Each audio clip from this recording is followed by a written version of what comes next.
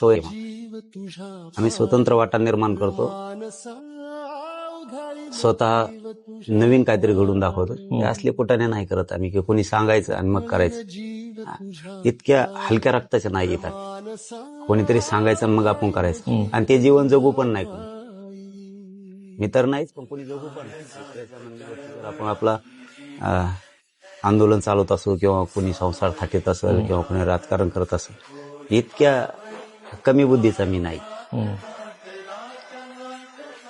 म्हणजे सत्ताधारी घटक पक्षातले जे लोक म्हणतात की एकनाथ शिंदेने सगळ्या पूरक गोष्टी तुम्ही करताय, काय केल्यात त्या तरी सांगा मला एकदा.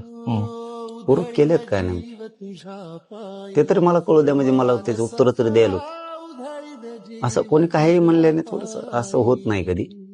बघा, शेवटी जागा नसली ना, तुमची जर बरोबरी एखाद्या दुसऱ्या तुमच्या सहकार्याला होत नसली,